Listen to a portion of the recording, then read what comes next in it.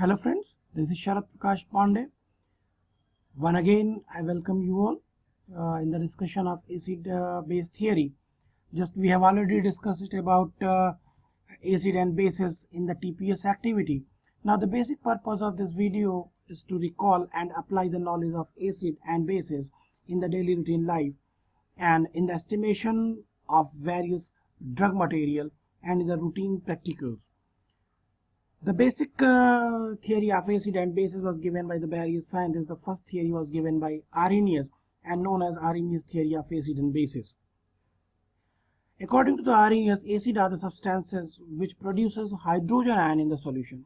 Here just you can see, if a material is put into the water system, it start to eliminate hydrogen material, the hydrogen ions, so it is known as acid. The basic example of these things are HNO3 or the HCl or H2SO4. Secondly, the base are the materials which produces hydroxyl ion when they are put into the solution system. Here just you can see from the graphics, when a material is put into the solution system, it starts to eliminate hydroxyl ion. The basic example of such bases are sodium hydroxide, magnesium hydroxide, calcium hydroxide, aluminium hydroxide, and so on. The second theory was given by Bronsted and Lowry. According to Bronsted and Lowry, any material which donates to the proton is an acid, while if something is accepting to the proton is a base material. It could be easily understood by the graphic shown on your slide. Here, the HCl is donating to the hydrogen ion, that's why it's a acid, while H2O is just accepting to the protons, that's why it is a base material. As now, just if we are just thinking it is a back reaction, in this condition this hydronium ion can donate the hydrogen ion, so it is considered as acid, while this chlorine ion can accept the hydrogen ion, so it is considered as base. So just by this graphic we can easily understand the conjugate pair. Here just you can see that H2O is a base while the hydronium ion is a acid. So they are considered as conjugate acid-base pair. While here HCl is a acid and chloride ion is a base, and it is again considered as a conjugate pairs. The third theory was given by Lewis and considered as Lewis theory of acid and bases. As just you can see here, this is called as lone pair of electron, and according to the Lewis theory of acid and bases, if any material donates the lone pair of electron is known as bases, while if it accepts the electron pair of electron pairs, then it is considered as acid.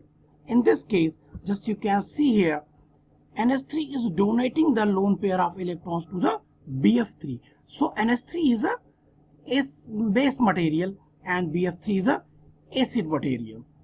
In summary, Lewis acid are electron pair acceptors. In the above example, the BF3 is acting as a Lewis acid by accepting the nitrogen lone pairs. While this nitrogen is present in the NH3 and it is having a lone pair of electron which can be donated, that's why it is considered as base, and BF3 as it accepts the proton lone pair of electron, it is considered as acid material.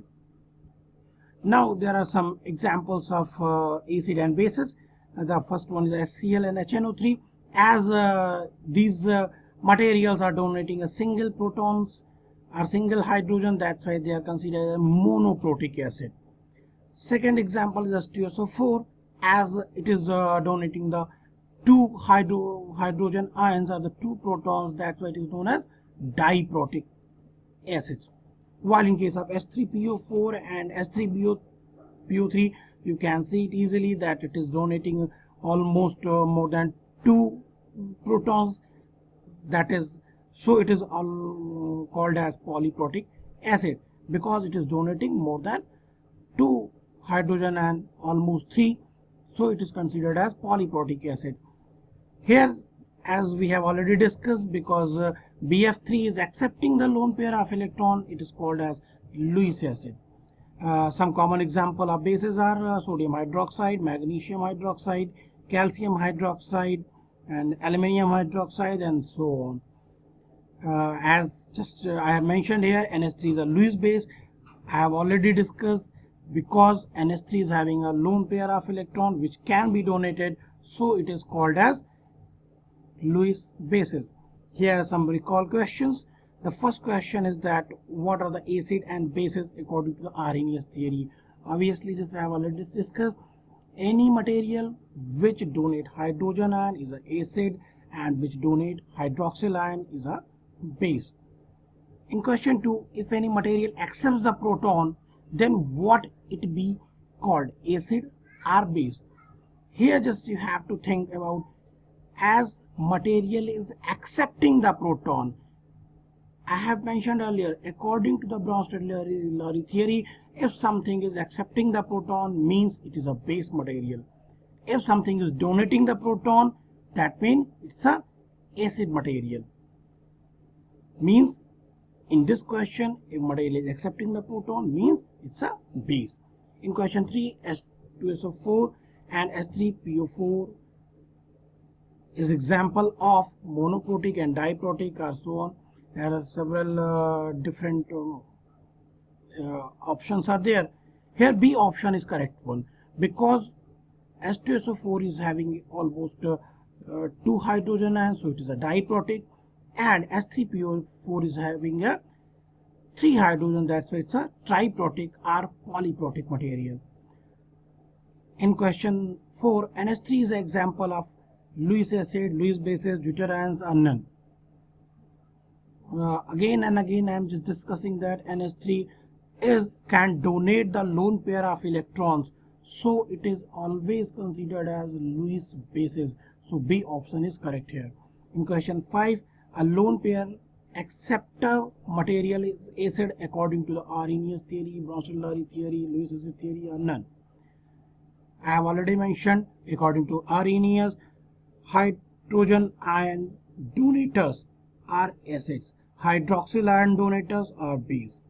According to the Bronsted-Lowry theory, proton donators are acid and proton acceptors are base, while according to the Lewis acid base theory, electron pair donator are base and electron pair acceptors are acid.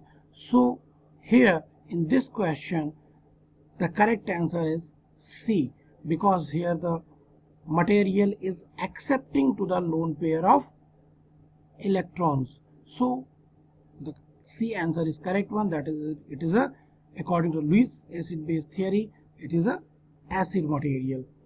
Thank you.